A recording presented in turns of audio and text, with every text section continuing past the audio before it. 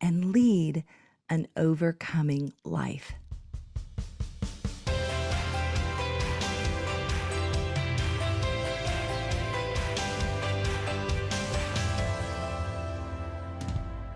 I just returned home from Nairobi, Kenya last night, and it was such a productive and fruitful trip over the last few weeks that I actually went on a type of fast from social media and from doing Healing Rain interviews.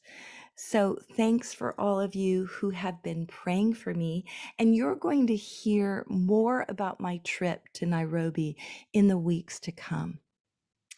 But while I was in Nairobi, I had the opportunity of meeting boy Guy Deng, and he is actually running for president in South Sudan. But I met him in Nairobi because he had done a press conference there. And his story was so stirring to me that I wanted you to hear it and to remind you to pray for persecuted Christians in South Sudan. Boy had been enslaved by Islamic slave traders when he was 7 years old, and he escaped, successfully making a 250-mile journey by himself to escape. Listen now to his story. Well, today I really have a treat for you on Healing Rain because I'm here in Nairobi, Kenya, and I just happened to have the opportunity of meeting a presidential candidate for South Sudan who gave a press conference this morning in Kenya. So welcome to Healing Rain. Thank you for having me. Well, I have heard his story, and I want him to tell you in detail what it was like being a lost boy. It's really a miracle you're alive, isn't it? Yeah, indeed. And if you think about, if you know your history, 90% of the lost boys in South Sudan did not live to tell their story. Yeah, that's true. Yep. And so when did it start for you? How old were you, and what was your life like as a young man, a young boy? You know, in African village, the life is so simple. We were not exposed to electricity, or maybe school was not available. We just play as young kids. Night we go to drum and dance. We are great dancers. That's what we do best. So, and then surprisingly we have been attacked at that time. And so they were attacking villages. Correct. So you're a young boy of 6 or 7. Somewhere in that And age. who is attacking the villages? Oh, very much we've been told they were Marhalin. They were government, Islamic militants. Wow. And you were Christians? Yes, I was because in South Sudan, actually, you're being born automatically Christian. That's the culture. You follow the footsteps of your elderly people that before you. You kind of role model. So most of the South Sudanese, the churches, they were not available in every village, but they were somewhere in the town. In my town, Kolawuli, we had only one Catholic church there. It was built in 1960. People take trips long distance to go there and worship and come back and bring the news to the people in the villages. That's all we know. So a lot of these people go to the church and come back. They tell us about the Christianity. My mom, she was kind of a little bit Christian in her own spiritual way. So that's how we very much embraced Christianity in South Sudan. At that time, the Islamic group that had been supported by the government declared the war against the South Sudanese indigenous people. That war was very intense. And then war turned to slavery, and they kidnapped the young girl and the young boys. And the intention of that mission is to make sure that these young kids, they can go in the long run to be brainwashed to become one of them. So they would kidnap young boys and young girls, and then they would try to train them to be Islamic. To be Muslim, and make sure that they would be put in grinding school, madrasas, so they can get brainwashed. they use the young men to go back and fight their own citizens. So they would train you to be soldiers. Correct. And what would they do with the young girls? The young girl, they get married so they can produce kids. So they would almost force marriage or force prostitution. Indeed. And those young girls, when they get married, they make babies that always very much relate to the father, not to the mother.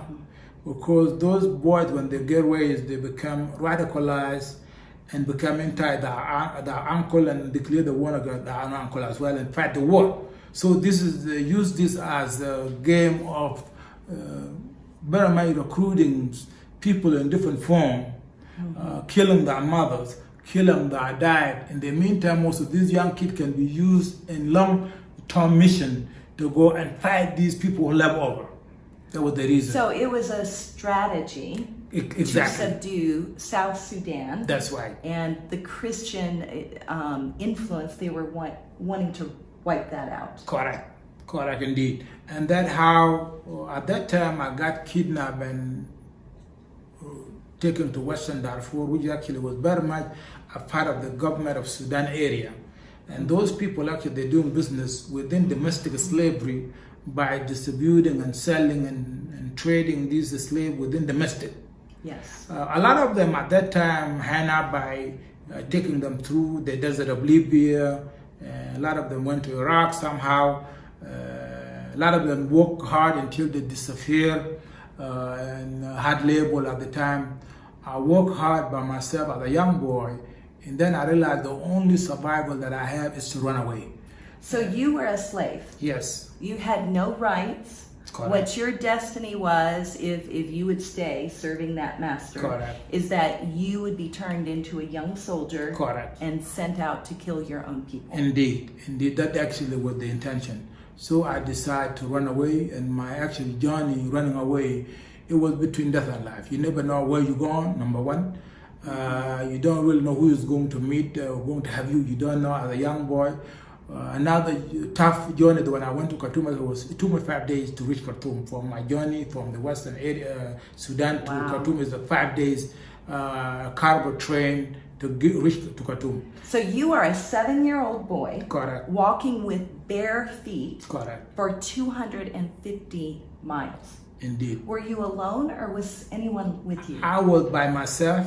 When I run away, I was by myself. If I run away with individual, we all get caught and we all get killed. So now, I decided listener, by myself. I just want to say something. Look at this. Think about your own child that's 7 years old, and think about a child being so desperate that he's walking 250 miles. This is really a miracle that you survived. Thank you. And that actually has been a situation that every young woman and man have went through. Some young boys run away to East Africa. That's why a lot of them in 2004 were, before 2004 was 2002 when Bush was elected. A lot of them were sponsored by the Bush administration, and Clinton actually gave the power to these young men to come to United States. It was about 45,000 actually reached the U.S. And then from there they realized U.S. was like give them opportunity to live there and be there and find a home. U.S. as a home for them, and that's why they live in the U.S. But it has been a tough journey. It was not easy. A lot of majority of these young men and women, they did not survive. A lot of them died. My generation, mostly 90% died. They didn't make it in doing the captivity.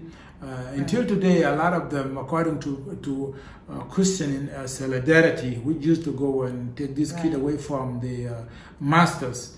They can give you estimation that about 35,000 young men and women are still in slavery today. Even though South Sudan got it defended, they were not able also to bring back the slave that have been left in the north. That have been the tragic that we are living in. Part of my journey to make sure I campaign to make sure that these slaves, they will have hope one day to return home to South Sudan if they are alive. Yeah, and I want the listeners to just pull back and think about something, because I was already a pastor at the point that you're going through that. I'm much older than you. And I remember when I began to pray for persecuted Christians, it really was what caught my attention was the lost boys of South Sudan. And I want you to know that that's when my heart was broken for those that were being killed for their faith, persecuted, martyred, and the untold story of boys and girls martyred for their faith. And that's when I began to follow just the journey of persecuted Christians all over the world that are killed because they proclaim that Jesus Christ is the Lord of their lives. And not many people really know that, do they? I agree. The South Sudanese have been suffered for too long. Yes. And actually, to take you back, what South Sudanese went through is what happened in 9/11. Yeah. That U.S. was not aware about the war that had been going on. It was actually a Christian persecution been going on for too long. Yeah. 200 years South Sudan was resisting against the extremists who want to wipe out the Sudanese Christian for a long time. It's just what happened in 9/11, 2001 in America. It was just a signal to the United States to wake up. Yes, it was. And then how America just realized this dangerous man was living in Sudan for more than 6 years. Yeah. And they didn't have an idea what these extremists was doing. This is a goal that was planned for too long, killed 2.5 million South Sudanese. Yeah. And also have... I want to make sure they caught that.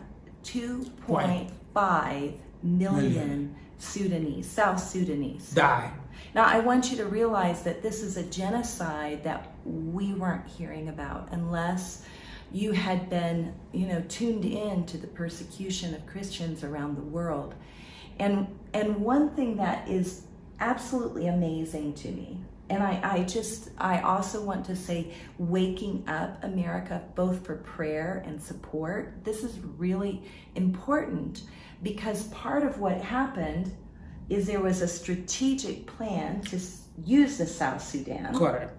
And part of what happened, for example, Osama bin Laden, before the 9/11 attack, was actually in South Sudan before he moved to Afghanistan and before he really funneled money through Pakistan. Yes, indeed. Yes, indeed. So the strategy we need to realize is going on. Yeah, it never stopped. It never stopped. Actually, I was in the phone and discussion with some American.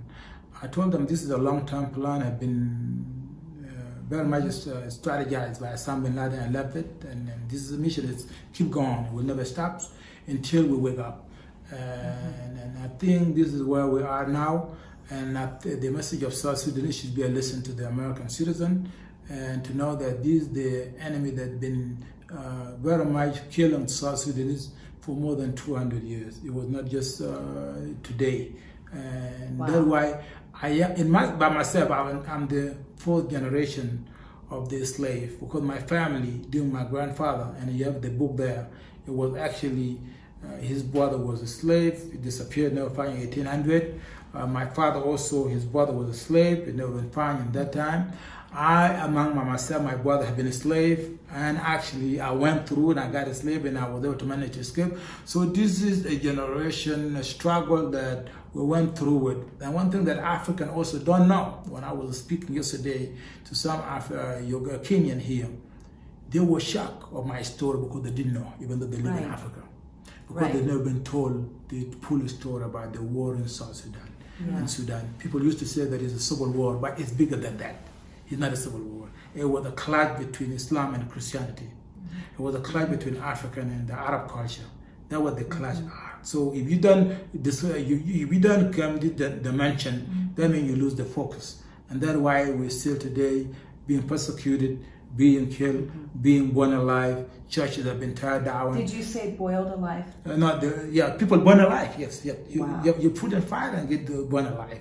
Wow. And also now the church leaders have been persecuted in South Sudan right now. They are dying, and the churches have been silent.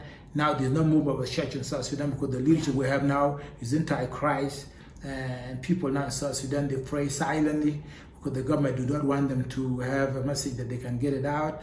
Recently, the most Christian sisters from the Catholic have been killed in the roads in Juba, and this actually is persecution of South Sudan Christians still going on. And the leadership of South Sudan is doing that to make sure that he will accommodate the Muslim Brotherhood to come to South Sudan and take it over for another couple of years. So this is the reality. It's a sad reality. And again, I come back to just what a miracle that through the United Nations, really, that as one of the lost boys that had escaped slavery, that then you were educated in the United States. Correct. Indeed, America, you are that give me opportunity to go to school and get educated. And that is not happen all the time here in Africa. Being somebody with no support and get graduate, it never happened. I'm the first person in my family actually to learn how to read and write. It never happened to my father, it never happened to my brothers. Nobody went to school in my family except me. So it's a reality. Mm-hmm. I think, you think about it, just what you're saying, I just wanted to hold this up for a moment because really even writing a book, that's a huge thing.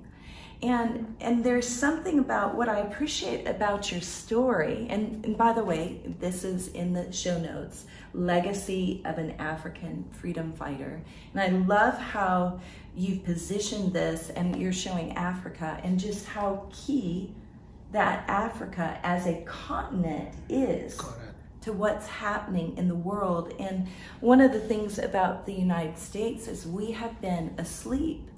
And really, recently, again, I was awakened in the middle of the night just to pray for persecuted Christians around the world and those that are in Afghanistan, that their lives, they've lost their lives.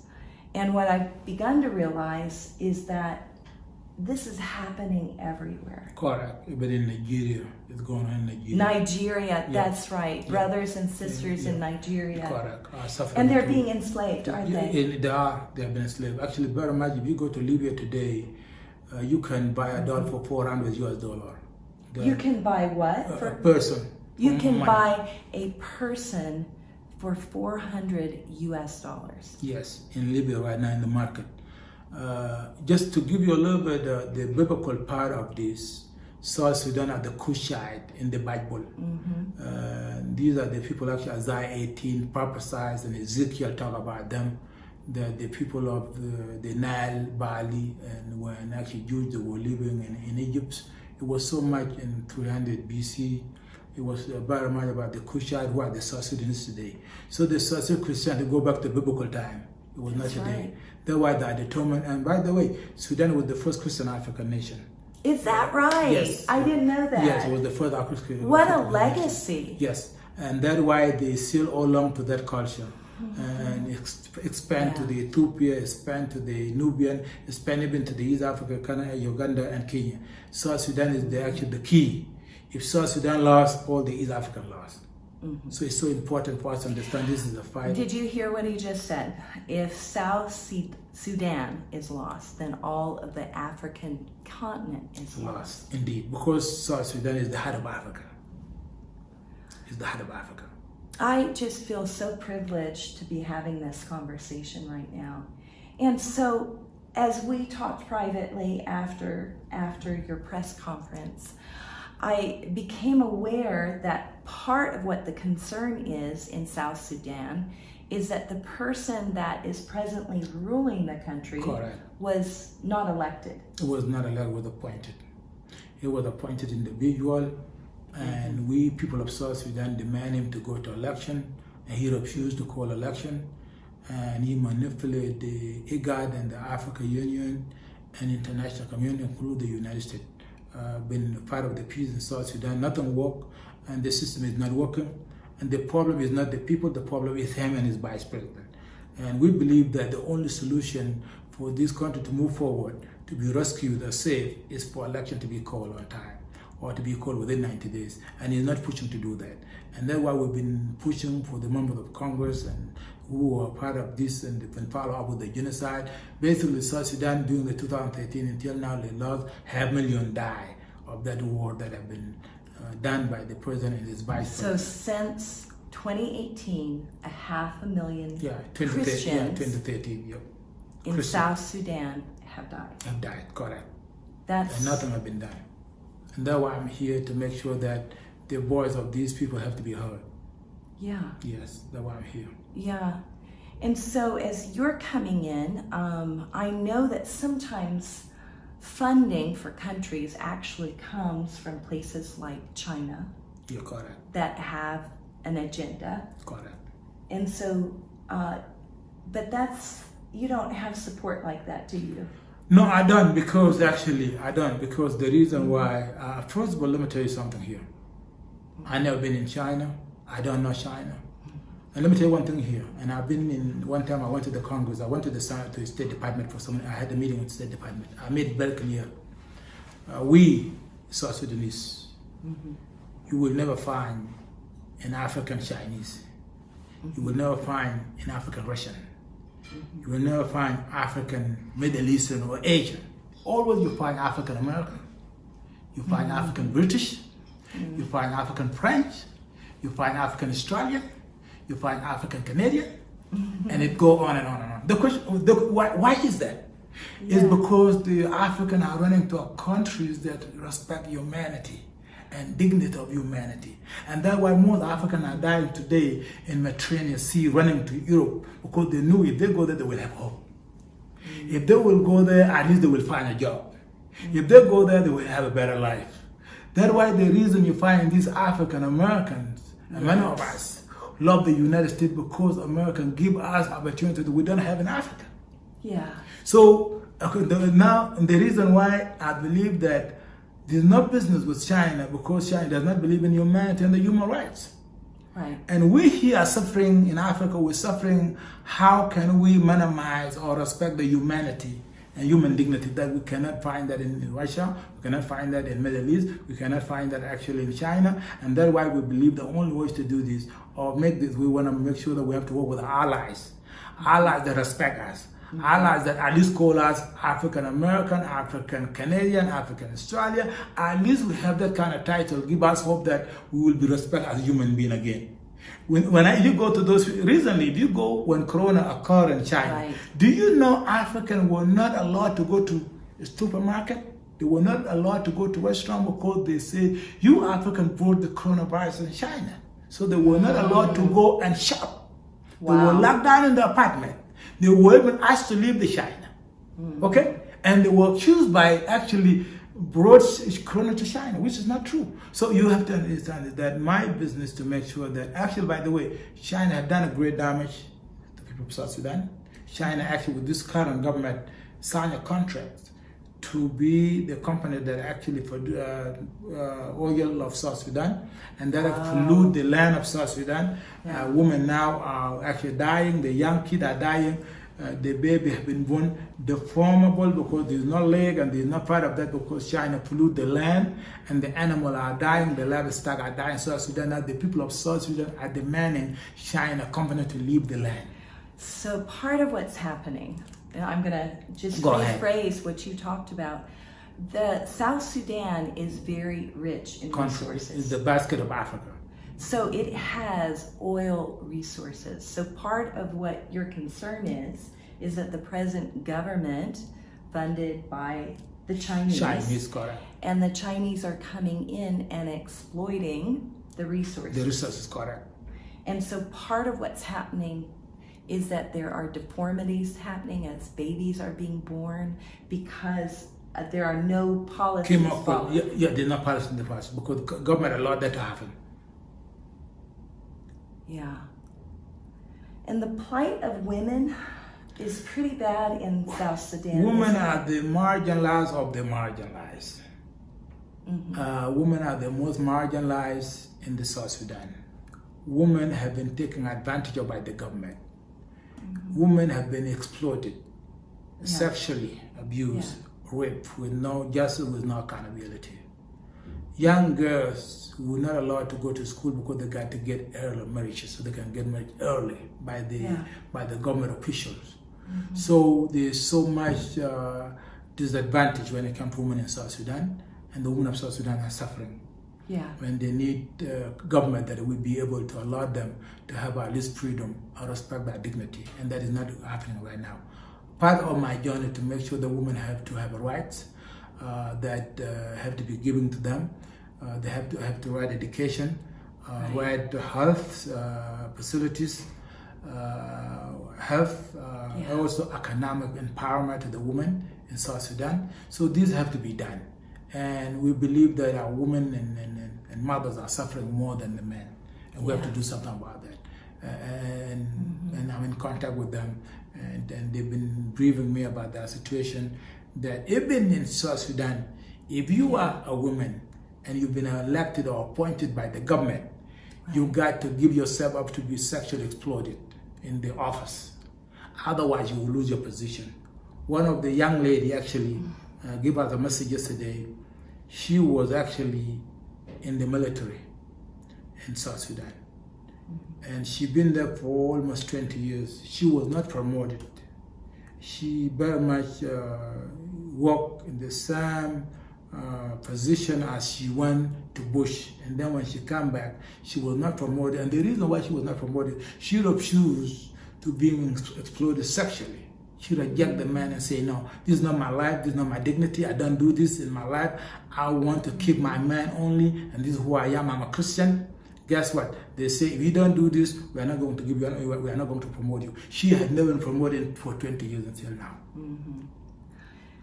Yeah, you know, as I think about that, and part of Jesus Christ really was a liberator of women, and we don't always realize that, but that the Christian faith has made it possible for women to find their identity in Christ. And we've seen this again and again in Islamic nations that oppress women.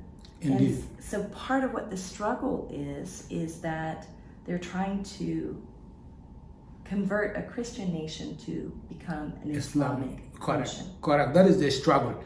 And that struggle is not only in South Sudan now, it's going all over the continent, and it's going all over the world. Mm-hmm. They want to make sure that they want to turn the world to become Islamic state. And they're working real hard day and night. They're investing so much money on this. Let me tell you, the Gulf countries, Emirates and Qatar and Saudi Arabians and many others, they're funding all these terrorists within East Africa region and Africa continent to make sure that the agenda have to work, and they need to advance the Islam all over Africa. And Sudan is the center of all this key, because Sudan is playing both roles. It comes to the Africa Union as a member and go to Arab League as a member. And to do that, he wants to engage and to make sure that it will be able to push the Islamic agenda and radicalization across Africa continent. And that has been a struggle that most Africans are not aware of, and the world international community are not aware of. This is a global campaign that we need to pay attention to. If we are not aware and we are not paying attention, I think we're going to lose the democracy. We're going to lose the women's rights. We're going to lose everything that we have as the Christian. And I think that's why I'm here in Africa, to do my part. I think that this journey is a part of God's journey. And let me tell you, when I was a young boy going to America, I prayed before I went to my interview. And my interview was the tough one. I was assigned to be interviewed by one of the young lady who was very much Islamic lady that was very much brainwashed totally. Does not know nothing about Islam. And was assigned to interview me. And I knelt down before I went to interview. And I said, God, I really need you to open the door for me. I don't have a mother. I don't have a dad to provide to me. And I need to go just somewhere so I can eat. And thank God, when I went to interview, and the lady said, you know what, you have been accepted to go to the United States of America. And that's how I went to the U.S. Just to share that with you, to know that the struggle here is real. The women are not very much given opportunity here. And women are the most strong leaders in Africa. If you give Christianity? Christianity, yep, in Christianity. And the women are more Christian, even embrace Christianity more than the men. So I think that is a time for us to give that freedom to the women so they can at least lead in African, to be a part of the African community. And I think the time has come for them to lead, and not only just to sit in the back door. Yeah, I agree. I think God is doing something with women today, and I do believe that. Now, you are taking a great personal risk, aren't you, in declaring that you'd like an election Correct. as president of South Sudan. I mean, your security is very tight, Correct. and your life in many ways is in danger. Yeah, that's true. And so as you're doing this, running for president, you're at great personal risk. Indeed. Actually, very much to give you a little bit of story. When I started running for president in 2017, I lost so many things. I lost, first of all, I was having my first wife, had been very much, in many ways, have been killed in this journey that I'm in it. She died. And left with these two kids that I have, that I need to marry again. I have a second wife. That because my wife has to pay a big price for me being the candidate for this South Sudan. So your wife, your first wife, when you declared your candidacy, she died in 2018. I'm so sorry. Yes, she died. So, and that you can see the danger of this mission. This mission is a danger mission that I'm in it, but I accept the risk because I have seen the majority of women and children are dying day and night, and there's no solution. They don't have hope, and somebody has to stand up to bring the hope for this country called South Sudan. And the mission is risky. The mission needs resources and fund, which we sometimes we lacking, because the South Sudan now is a country that has been at war. People of South Sudan have not, they come out from the independent in old Sudan, and they are not able to understand the dynamics of the campaign. They've never been there and doing that before. It's a tough mission. It's not easy, but I believe that I'm doing this for the others and for the young generation not to go through what I went through. This is such a noble cause. I mean, really, when you think about declaring candidacy for president, this is a very unique thing that you're doing. And as you're hoping to become president of South Sudan, what would be some of your economic goals? I want to focus on agriculture because South Sudan is the land rich in agriculture. That's why we survived for millennium, because South Sudan never very much connect with the outside world. And that we were actually independent and form our own agriculture. I think we can take them back to do that. They will be sustainable country and economical growth. We also believe that education is the key, because we believe South Sudan have to be a democratic country in Africa. And to do that, you have to embrace education as a key, the way forward for a democratic system in the country. We also believe the health system in the country have to be promoted as one of the ways that, because the malaria is a killer disease in Africa. Yes, most of you is. know this. And the most killer disease in Africa now is not corona, is malaria. That's and we correct. need to address that as the leader, not coming up leader. And also we need to focus on infrastructure. And Yes. also to make sure that South Sudan would be, at least will have manufacturers and to actually have to employ these citizens so they can be able to invest within their country. And also, so we have a big dream and a plan in our plate that we'll be able to make South Sudan as the economical country in Africa, and also to connect South Sudan with outside world, like the United States and other world, because South Sudan population now live in the US.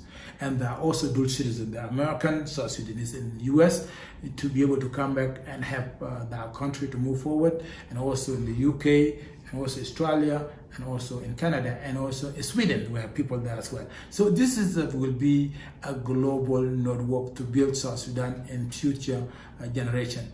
And we don't forget also our connection with the West is very important, because the West have been key allies for us. And that's why my mission here is to involve Africa in this mission. Because sometimes when we talk about democracy, or when the United States talk about democracy, they have been misunderstood by the African community.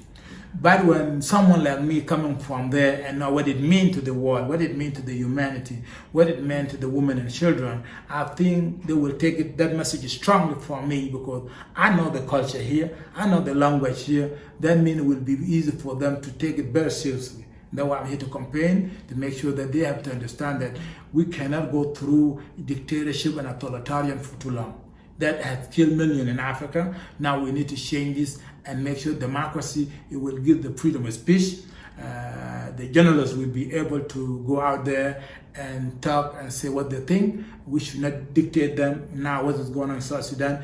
If you speak up, you get killed or you get disappeared. So these are the situations people are going through in South Sudan. It's a genocide is going on in South Sudan that people don't know. But I hope my mission will do a great thing to the people of South Sudan. That's why I'm very much a hopeful candidate for the people of South Sudan. Well, I'm here yesterday when we arrived here yesterday, I get a phone call. They say, "Where are you coming to visit us?" We very much been occupied with all this interview and meetings, but sooner or later I will do the rallies in Kakuma, in Nakuru, and other areas to make sure that at least I meet the South Sudanese before actually I go to other countries maybe to visit. Well, it's just been such a privilege, and you can look at the show notes below, but I want to hold this up again. And would you pronounce your name? Deng. Deng, yes. And please, I want to encourage you, pray. Begin right now. Begin to pray for the South Sudanese Christians. This is important. We need to wake up and begin to pray for the needs of other Christians around the world. And I want to challenge you. It may be that you're called to give, even to be able, that's part of what you're doing right Correct. now. You're raising funds. Correct. And with that, it may be something that you're called to do. You can find the links below. Thank you so much for joining me on Healing Rain. It's my pleasure to be here. It's really a privilege.